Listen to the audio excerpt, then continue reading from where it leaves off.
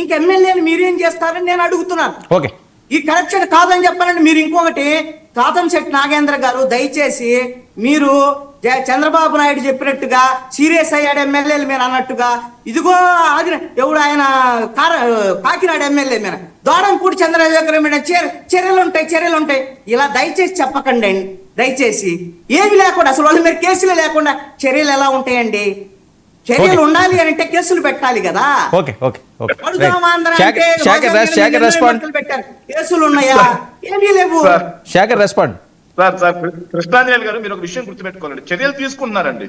పొద్దున్నే ఆంధ్రజ్యోతి పేపర్, ఈనాడు పేపర్లు ఏం రాస్తారంటే, ముఖ్యమంత్రి అసహనం, తీవ్ర అసహనం, కోప్పడ్డాడు, తీవ్రంగా కోప్పడ్డాడు, హెచ్చరించాడు, తీవ్రంగా హెచ్చరించాడు, తక్షణమే చర్యలు చేపట్టమని అధికారుల్ని ఆదేశించాడు. ఇవి వస్తాయి సార్, ఇవి ఇంతకు మించి ఏం జరగదు సార్. సార్ నేను 10 నిమిషాలు మొత్తుకున్నాను సార్ వాళ్ళ అవినీతి గురించి.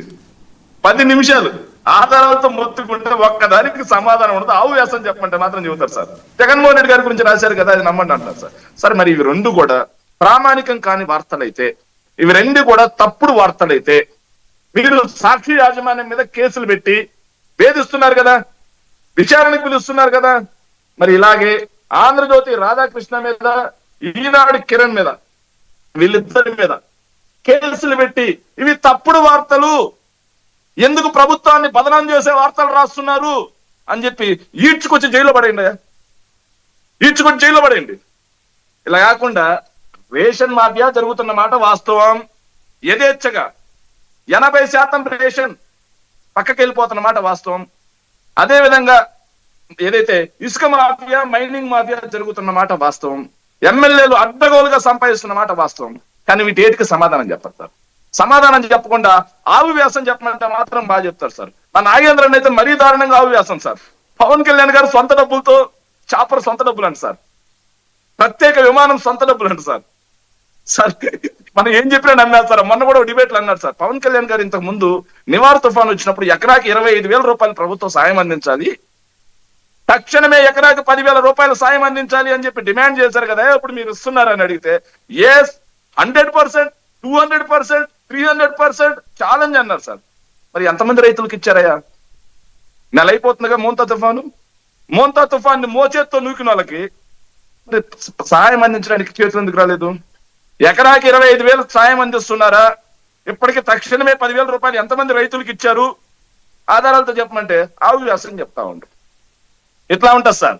ఇక చదువు గురించి వాళ్ళు మాట్లాడుతూ ఉంటే, ఎస్పెషల్లీ నాగేంద్రన్ మాట్లాడుతూ ఉంటే నాకు నిజంగా నవ్వు ఆగలేదన్న. కాబట్టి డిబేట్ కాబట్టి మాట్లాడుతున్నట్టుగా గాముకున్నా అన్న. సార్ అన్న, వీళ్ళు రాష్ట్రాన్ని ఒకవైపు దోపిడి, ఒకవైపు దుబారా, ఇంకోవైపు రాష్ట్రాన్ని ఆర్థిక విధ్వంసం అన్న. ఇది ఈ రోజు ఆంధ్రజ్యోతిలో రాశాడన్న. పోటెత్తుతున్న లోటు, ఈ రోజు ఆంధ్రజ్యోతి, పోటెత్తుతున్న లోటు, ప్రమాదంలో రాష్ట్ర ఆర్థిక పరిస్థితి, కట్టలు తెంచుకుంటున్న రెవెన్యూ లోటు, 2025-26లో 33,185 కోట్లు ఉంటుందని అంచనా వేస్తే కేవలం 6 నెలల్లో 46,562 కోట్లు రెవెన్యూ లోటు అంటున్నా. చూడండి, ఇది విధ్వంసం అంటే, ఇది రాష్ట్ర ఆర్థిక వ్యవస్థ పాతాళానికి పడిపోవడం అంటే. సార్ కాగ్ రిపోర్ట్ ఇచ్చింది సార్. కాగ్ రిపోర్ట్ ఏమని ఇచ్చిందంటే, మొన్న ఈ 6 నెలలకి సంబంధించి వీళ్ళు బడ్జెట్ లో పెట్టినటువంటి గ్లాన్స్ అన్నారు, బడ్జెట్ ఎస్టిమేషన్స్ ఇవి.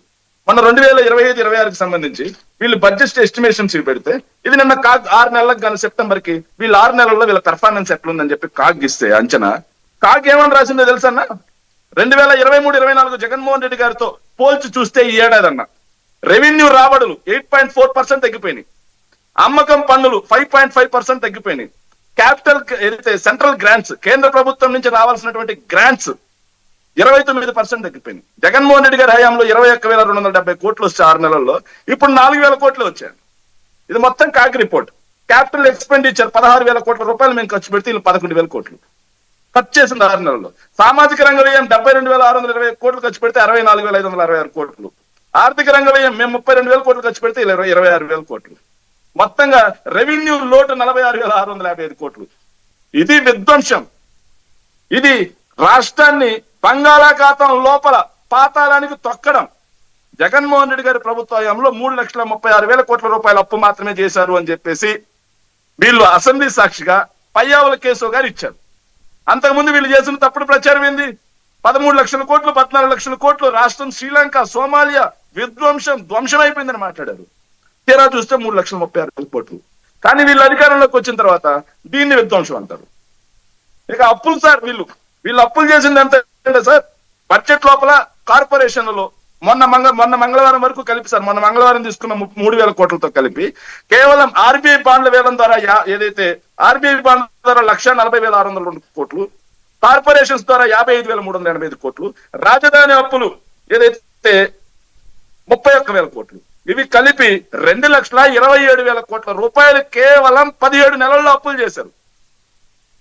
ఇంకా మళ్ళీ ఇంకో 2 పేపర్లు కూడా చూడాలన్న భయం వేస్తుంది. రాష్ట్ర ఆర్థిక పరిస్థితి చూస్తే ఎంత భయం వేస్తుందంటే రాష్ట్రాన్ని ఎక్కడ తీసుకెళ్తారండి.